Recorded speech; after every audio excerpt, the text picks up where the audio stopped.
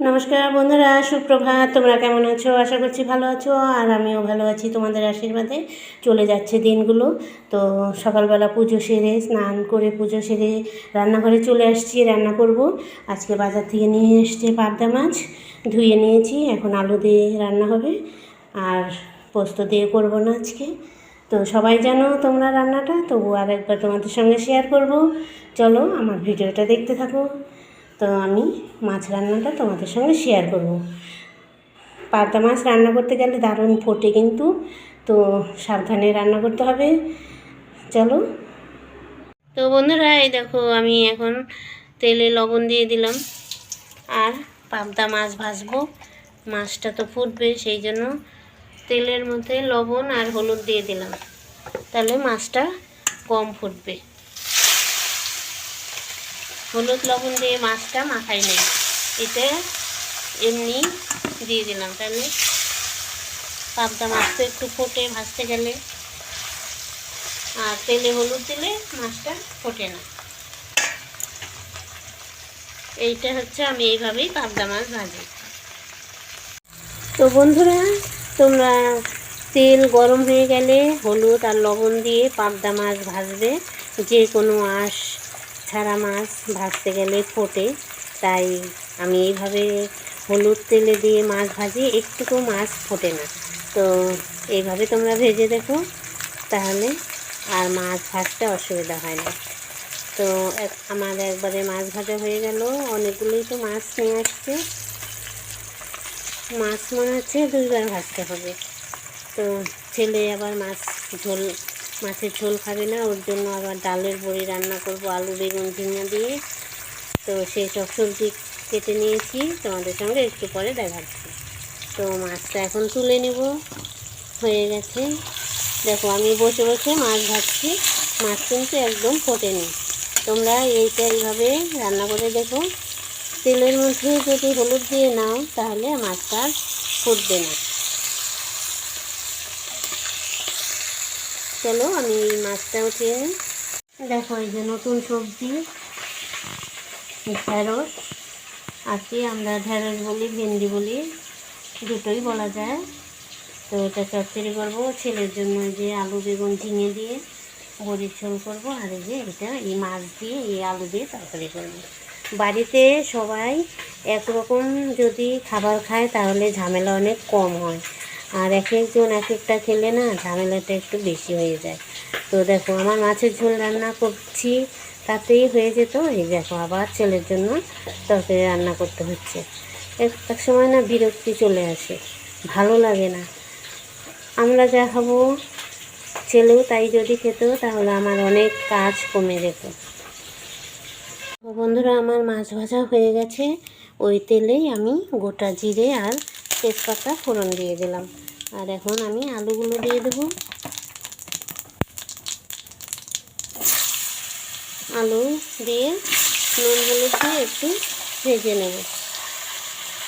লবণ দিয়ে দিলাম, স্বাদ অনুযায়ী গুঁড়ো হলুদ দিয়ে দিলাম।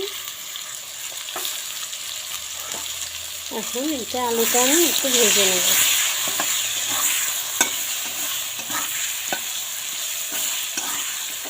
তো সবসময় তো একরকমভাবে রান্না করলে চলে না।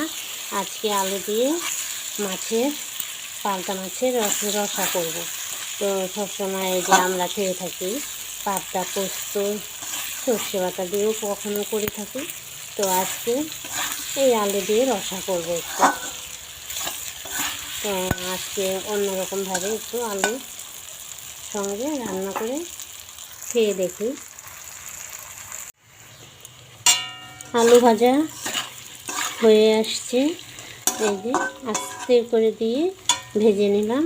এখন আমি আদা জিরা কাঁচা লঙ্কা আর একটা পেঁয়াজ এর মধ্যে পেস্ট করে নিয়েছি, এই যে এর মধ্যে মশলাটা ঢেলে দিলাম। তো ভাজা হয়ে গেছে আলুটা, এর মধ্যে দিয়ে মশলাটা দিয়ে এখন একটু কষিয়ে নেব। মশলাটা একটু কষিয়ে নিই, তারপর এর মধ্যে ততক্ষণে আলুটা আর একটু সিদ্ধ হয়ে যাবে। চলো মশলাটা কষিয়ে নিয়ে আসি। তো বন্ধুরা দেখো মশলাটা কষিয়ে নিয়েছি, তো এখন আমি ওর মধ্যে খানিকটা জল ঢেলে দেবো।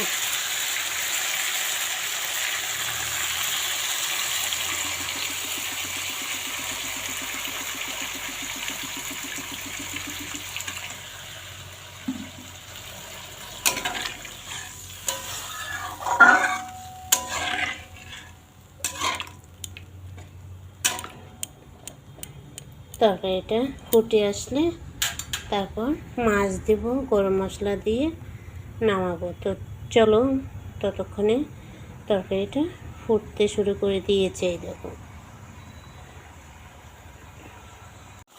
তো বন্ধুরা, এই দেখো আমার তরকারিটা হয়ে গেছে। এখন একটু গরম মশলা দিয়ে দেবো এর মধ্যে।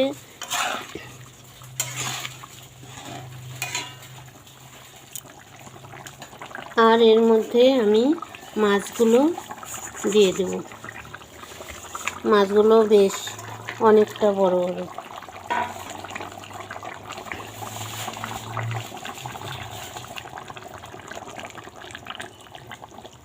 এই দেখো,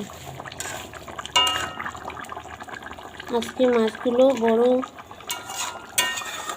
বড় ছিল আজকের মাছগুলো। তো ভাবলাম আলু দিয়ে একটু রসা করে নিই। তো আমার রান্নাটা মোটামুটি হয়ে গেছে, এখন নামিয়ে নেব।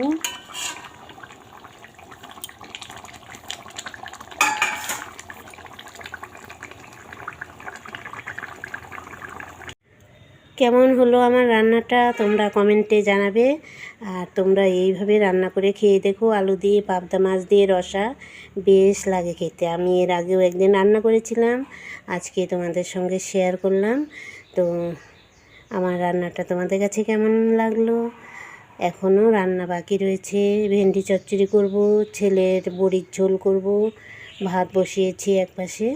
তো অনেকটা আরও আমাকে রান্নাঘরে কাটাতে হবে। চলো বন্ধুরা, আজকের মতো এখানেই রাখছি। তোমরা ভালো থেকো, সুস্থ থেকো, আর আমার সাথে থেকো। আজকের মতো বিদায় নিচ্ছি, টাটা।